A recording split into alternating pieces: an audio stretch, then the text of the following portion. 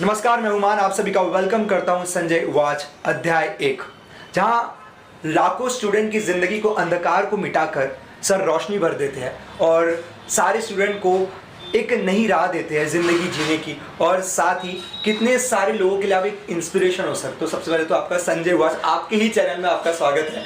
और आजकल के जब हम जनरेशन की बात करते हैं, यूथ की बात करते हैं, तो जिस तरह आजकल का यूथ स्मोकिंग, ड्रिंकिंग, और एक ही रीज़न होता है क्योंकि वो डिप्रेशन में है।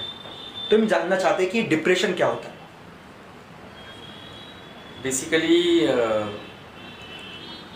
होता ये है कि हम लाइफ में बहुत सारे एक्सपेक्टेशंस रखते हैं और इन एक्सपेक्टेशंस का आधार जो होता है वो बहुत बार थोड़ा सा इम्प्रैक्टिकल होता है, थोड़ा सा दुनिया की समझ ना होने की वजह से होता है। और ये एक्सपेक्टेशंस जब सच्चाई का सामना करते हैं तो एक्सपेक्टेशंस और सच्चाई के बीच में जो गैप आ जाती है वहाँ हम उसे कहते हैं, हम डिप्रेशन में आ जाते हैं।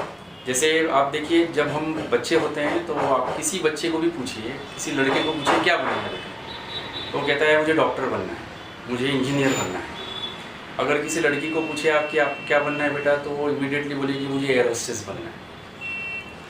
धीरे धीरे जब आप उसे 8, 9, 10th में आते हैं तो उसे समझ में आता है कि ये मेरी ताकत के बाहर की बात है, अब शायद थोड़ा सच्चाई का सामना करना पड़ेगा। तो फिर वो कहता है कि भाई मैं बिजनेसमैन बनना चाहता हूँ, या और भी उसके सपने जो है वो डॉक्टर, इंजीनियर के अलावा कुछ और डायमेंशंस में आ जाता है।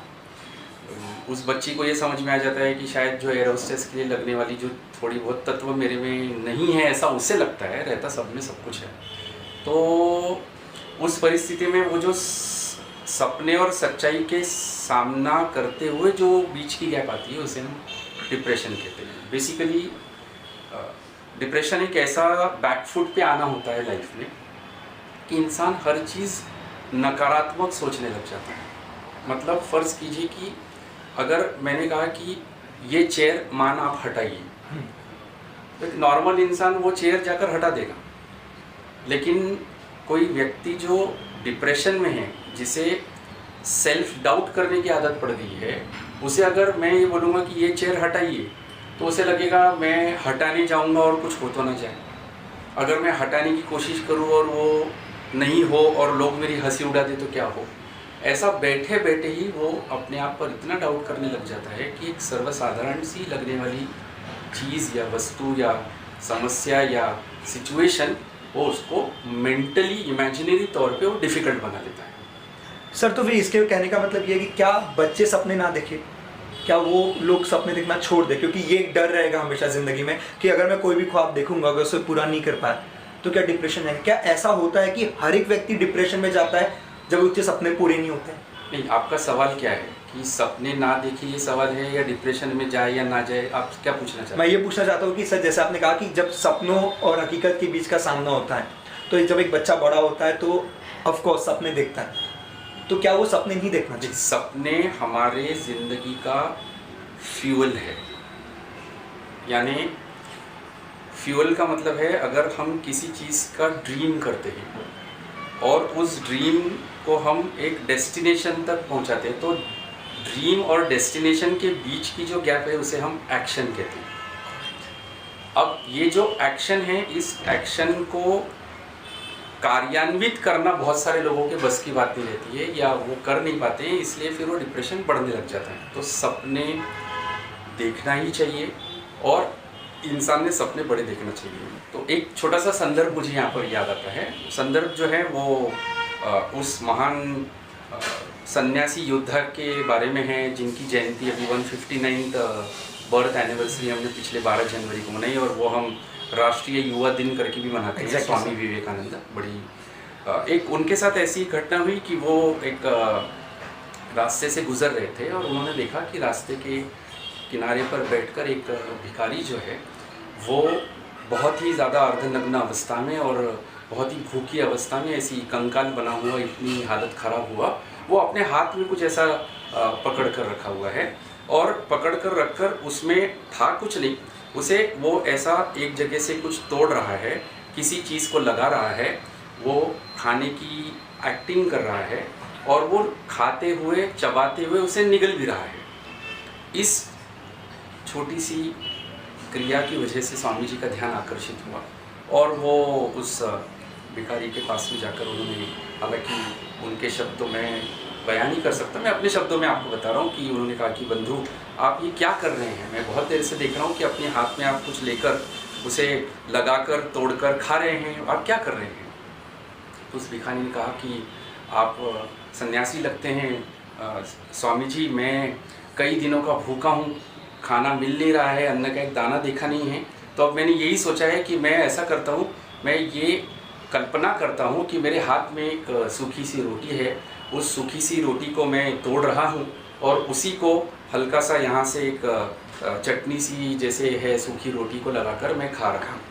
स्वामी जी ने उसे कहा कि भाई अगर कल्पना ही करनी है तो सूखी रोटी और चटनी की कल्पना क्यों करना, बटर लगी हुई नान की कल्पना करना, तंदूरी की कल्पना करना, पनीर की कल्पना करना, कल्पना ही करना है अगर इंसान को तो आप बड़ी कीजिए ना।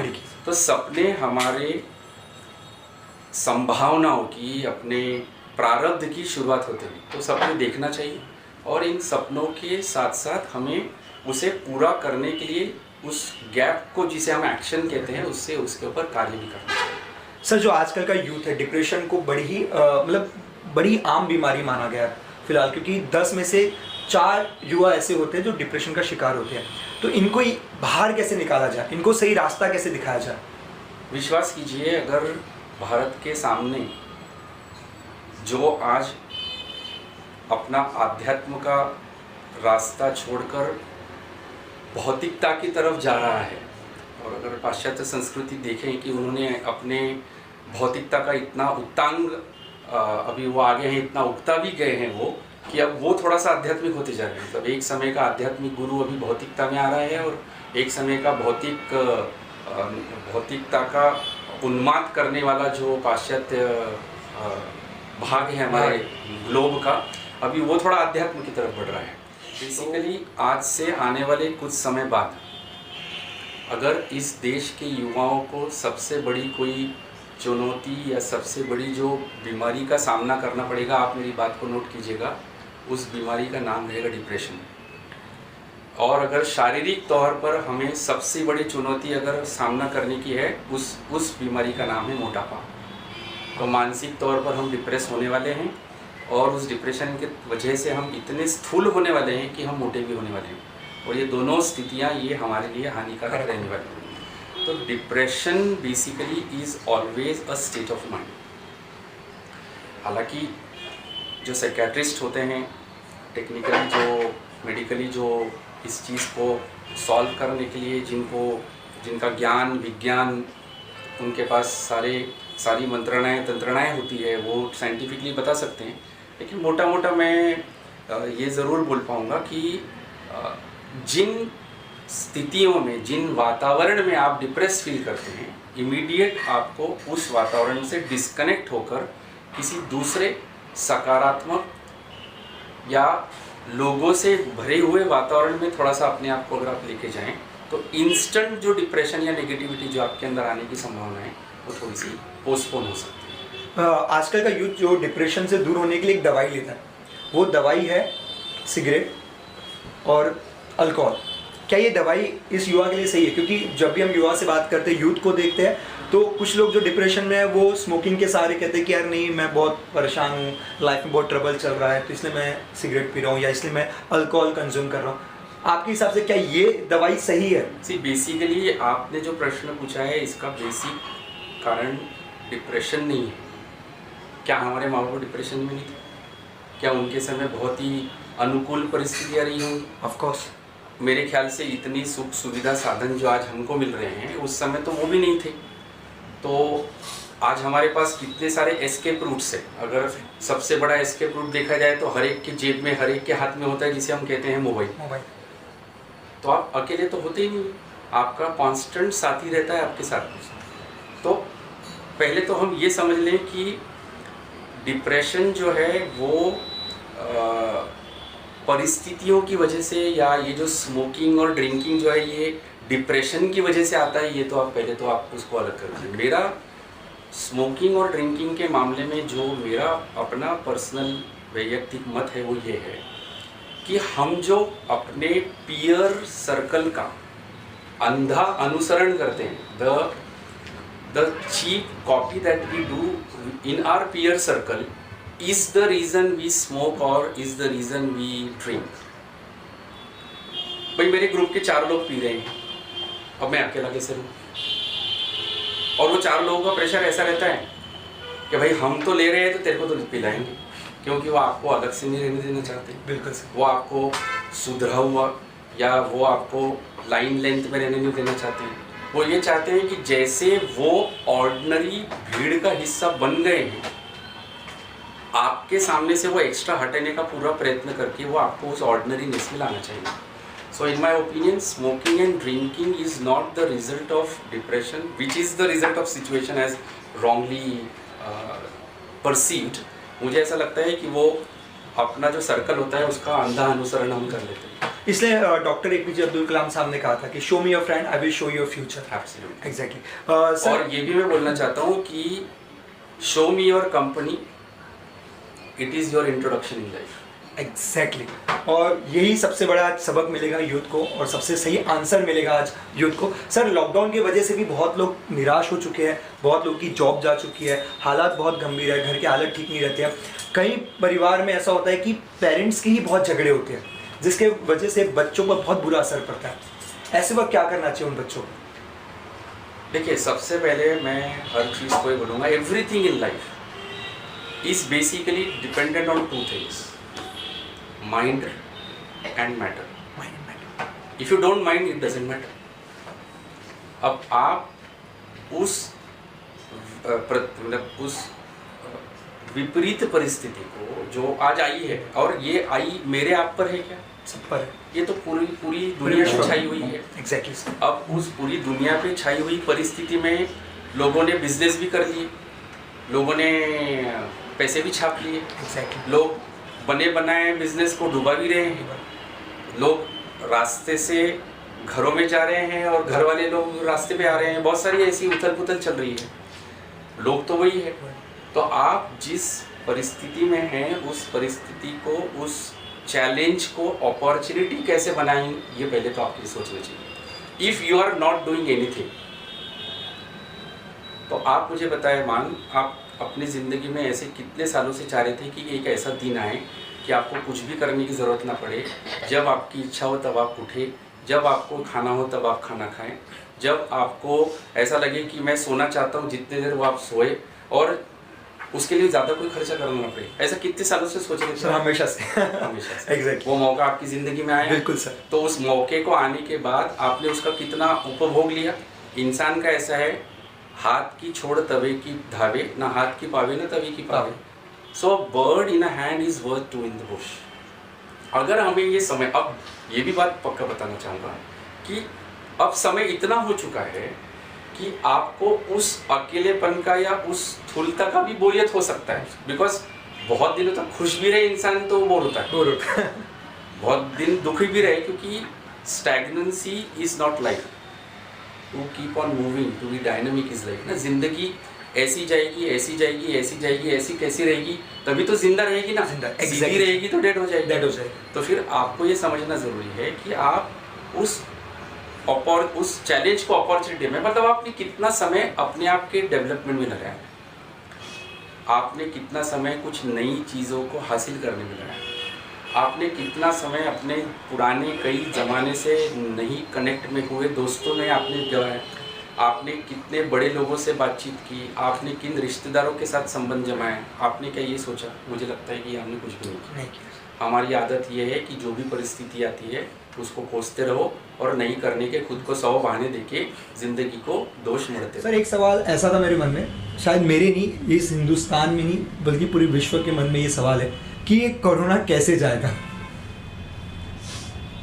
2019 दिसंबर की बात को थोड़ा सा याद कीजिए कि धीरे धीरे 2019 में हम इस ऐसे शब्द से परिचित हुए जो आज हमारी सांस लेने और देने का हिस्सा बन गया।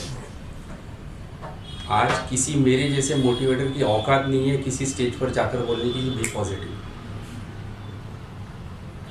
कोई बोले, यानी हम जिन रिश्तों को संभाल कर रखना चाहते हैं अभी हमको उन्हीं रिश्तों को दूर रखना पड़ रहा है। तो मैं ये कहना चाहूँगा कि जब 2020 में हमारा पहला लॉकडाउन लगा, that was a dream time for everybody. It was a time when everybody was enjoying the holiday mood. आप उस वक्त के किसी भी सोशल मीडिया के स्टेटस निकाल के देखेंगे तो आपको यही नज़र आएगा, ये खाना बन रहा है, ये एंजॉय कर रहे हैं, ये ऐसा हो रहा है, फैमिली टाइम है। सो लोग उस 2020 के पहले लॉकडाउन को बड़ा एंजॉय कर रहे थे। लोगों को ऐसा लगा कि जो चीज़ ज़िंदगी भर चाहिए वो चीज़ आई है, फैमिली के साथ टाइम मिल रहा है। जॉब करने वाले work from home, work for home करने लग गए थे और बढ़िया समय गया। धीरे धीरे दिसंबर आया, नॉर्मल हुई लाइफ। फिर 2021 में हमें ऐसा लगा कि ये सूर्योदय अब ज़िंदगी में नया सवेरा लाएगा।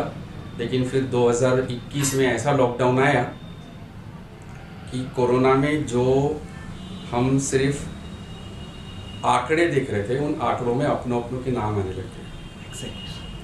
सो पहले लॉकडाउन में हमने बहुत एंजॉय किया। डर बहुत था, लेकिन उस डर के ऊपर घर पर बैठना, अपने समय से अपने तरीके से ज़िंदगी जीना, ये भी हम कर रहे हैं। लेकिन जैसा सेकेंड लॉकडाउन आया और सेकेंड लॉकडाउन में फॉर रीज़न व्हाट्सएवर जब ये पता चला कि the numbers are having names of people around us, तो फिर एकदम दहशत में आ गई। अब पहले लॉकडाउन में लोगों ने जमा की हुई पूंजी खर्चा की, दूसरे लॉकडाउन में अब जो भी कुछ बचा कुचा था वो भी निकल गया। लेकिन इन 2 सालों में हमारे जो राज्य करता है उन लोगों को एक बढ़िया सा फॉर्मूला मिल गया है कि अगर पब्लिक को दहशत में रखते हुए चीज़ें करवाई जाए और कुछ इस प्रकार के पैंडेमिक या एपिडेमिक एक्ट्स अगर समय समय पर लाया जाए तो पब्लिक अपने तरीके से बिल्कुल चल सकती है, अपने मतलब उनकी तरीके से। जिस दिन, मार्क माय वर्ड्स, जिस दिन हमारी मेजॉरिटी ऑफ जनता ये निर्धार कर ले या ऐसा पक्का कर ले, और वो होने के बाद अगर ये हमारे नेताओं तक, मैं लीडर्स कभी नहीं बोलूँगा, मैं पॉलिटिशियंस बोलूँगा। लीडर्स वो होते हैं जो अपने जैसे और लीडर्स बनाते हैं। ये हमारे राजनेता भी क्या बोलेंगे, ये हमारे नेताओं को जिस दिन ये समझ में आ जाएगा कि अब public is a no nonsense business, कि हमने अगर कोरोना का कार्यक्रम और लंबा चलाया और चलाते रहे और वो अब हमें वोट नहीं देंगे अगर ये चलते रहा, उस दिन, ठीक उस दिन कोरोना इस संसार से पूर्णतः खत्म, गायब हो जाएगा। सर, इस कोरोना में जब हमारे अपनों के नाम आने लगे तो ऐसे कई बार इंसिडेंट भी हुए कि एम्बुलेंस वाले ने थोड़ी सी दूर जाने के लिए भी 10-10 हज़ार रुपये लिए, 20-20 हज़ार रुपये लिए। डॉक्टर ने पेशेंट्स को अंदर नहीं लाया, बल्कि वो कसम खाते हैं कि मैं हर पेशेंट का प्रॉपर इलाज करूँगा, ये करूँगा। उन्होंने पैसे ना होने की वजह से या ज़्यादा पैसे ना देने की वजह से उन्होंने पेशेंट को बाहर मरने दिया। तो इस कोरोना ने सिर्फ इंसानों को नहीं मारा, इंसान के अंदर की इंसानियत को भी मार दिया, और ये हम सबको आज समझ में आया। सर, इस कोरोना काल में जितने लोगों ने अपनों को खोया, फिलहाल वो भी आज बहुत बुरी हालतों में, तो जैसे आपने कहा कि कोरोना उस दिन खत्म हो जाएगा जिस दिन नेता लोग ये समझ जाएंगे हाँ, कि अब ये पब्लिक बेवकूफ़ नहीं बनने वाली है कोरोना के नाम पर। अगर हमने और कुछ लाया तो हम चुन के नहीं आएंगे, हमें नेक्स्ट टाइम वो गद्दी चाहिए जो जिसके लिए हमने ये सब पूरा स्वांग नाटक जो रचा गया होगा या रचा है वो अब नहीं चलेगा। उस दिन कोरोना नाम का जीव जंतु इस संसार में अस्तित्व में नहीं रहेगा। मैं ये जानना चाहता हूँ कि बहुत सारे बच्चे अपने पेरेंट्स से बात करने से डरते हैं, हिचकिचाते हैं, कभी शर्माते हैं। ऐसा लगता है कि पेरेंट्स नहीं समझेंगे ये बात, या ऐसी कोई बात ही होती है जो पेरेंट्स तक नहीं पहुँचा पाते हैं, जो हम दोस्तों से कर लेते हैं। तो ऐसी बातों को हम अपने पेरेंट्स तक कैसे पहुँचाएं, चाहे वो कोई भी हो, डिप्रेशन की हो या कोई ऐसी लत लग जाए जो गलत हो, जिससे बच्चा बाहर निकलना चाहता है तो वो पेरेंट्स को बताने से डरता है, तो उस वक्त उस बच्चे को क्या करना चाहिए? देखिए, इसमें 2 चीज़ें हो सकती हैं। पहली कि आप जो चीज़ अपने पिता से नहीं या माता से नहीं बोल पा रहे, या वडीलधारी जो लोग हैं उनसे आप नहीं कर पा रहे और नहीं कर पाएंगे। इसका कारण ये है कि आप रिलेशन के उस स्टेज पर है जहाँ पर थोड़ा सा डर होना भी ज़रूरी है। उस डर की वजह से आप सीधे तो भी रहते हैं, तो पिता का डर भी होना चाहिए, बहुत पिता का प्यार भी होना चाहिए। चाहिए। तो आप कैसे खुल के उनके साथ बात कर सकते हैं।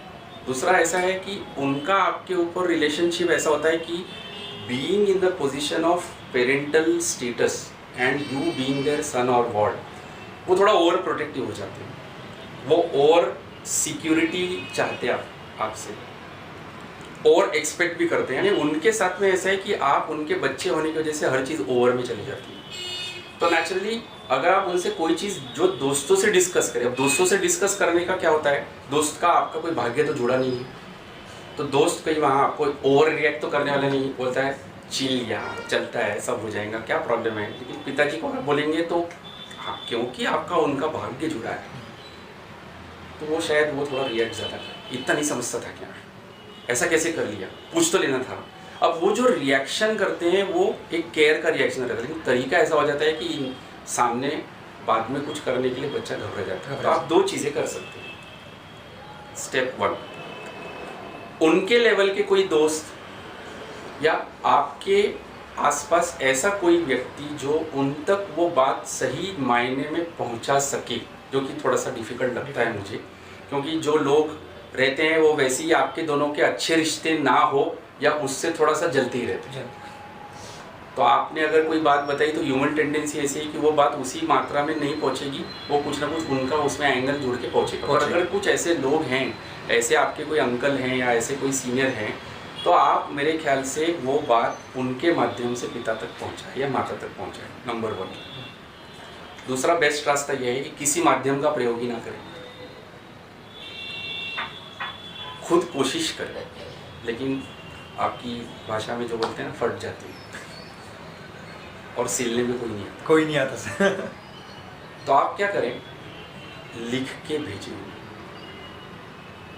प्रॉब्लम ऐसा है कि जब आप शायद उनके सामने बात करेंगे तो आपके वो शब्दों को या आपके प्रेजेंटेशन के उस इंटेंसिटी को शायद वो ना समझ पाए या आप ना बराबर बता पाए, तो हो सकता हो कुछ ना कुछ उस बात को बिगड़ सकती है।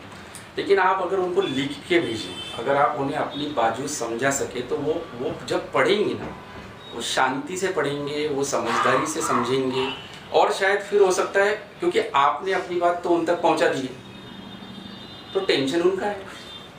एग्जैक्टली।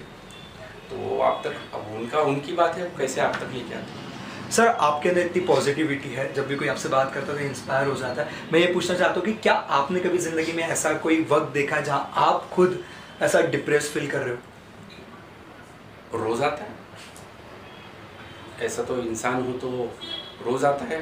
मैं भी एक नॉर्मल ऑर्डिनरी इंसान हूँ, मेरी भी अपनी कुछ ऑब्लिगेशंस हैं, तो बस उसे ओवरकम करने के लिए जो मानसिकता होनी चाहिए, नंबर 1 वो, उस मानसिकता को बनाने के लिए आपके आसपास के जो लोग होते हैं उनको जोड़ के रखना, नंबर 2, और ये दोनों का कॉम्बिनेशन करके जल्दी से जल्दी उनके ऊपर हावी होकर अपने दूसरे काम से लग जाए, वो नंबर 3। ये चीज़ को थोड़ा सा ध्यान रखना होगा। सर, आप जाते जाते देश की युवा से क्या कहना चाहोगे? I always feel the word beautiful, that is youth.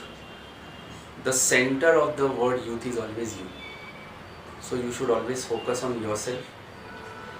When you focus on yourself, you should always know that if you are strong, if you are educated, if you are earning, if you have the capability to take care of yourself, I think there is no social work needed in this country. If every individual or every youth takes care of himself or herself, the society, the family, the country will automatically be prosperous. Thank you so much for your precious time sir. Sanjay उवाच अध्याय 1 यहीं समाप्त होता है, लेकिन अगले episode में मिलूंगा कुछ नए सवालों के साथ, कुछ नए जवाबों के साथ और सेम चेहरे के साथ। टिल देन मान से good bye and take care. प्यारे दोस्तों, मैं ये कहना चाहूँगा कि चाहे आप सकारात्मक हो, नकारात्मक हो, कोरोना ना हो, ये सारी की सारी दुविधाओं में पड़ने के बजाय हो सकता है कि आपने इन कोरोना के 2 सालों में कोई नया ज्ञान हासिल नहीं किया हो, कोई नई स्किल हासिल नहीं किया हो सकता है आपने किताबें नहीं पढ़ी हो, या वो जो 1-1.5 साल है, स्पेशली पहले वाला जो फेज़, पहले वाला जो लॉकडाउन आया जब लोग बहुत सारी नई नई चीज़ें, नई नई एक्सपेरिमेंट कर रहे थे, और उस कंपटीशन में आप कहीं भी पूरे नहीं उतर रहे हो, आपने कुछ भी नहीं किया हो। पर दोस्तों मैं ये कहना चाहता हूँ कि अगर वो सब ना करते हुए भी अगर आज आप जिंदा हो, यही हमारी सबसे बड़ी उपलब्धि है। इसलिए नज़रिया बदले, नज़ारे बदलेंगे। कोरोना का मतलब मैं ये मानता हूँ, कोरोना मतलब क्यों रोना।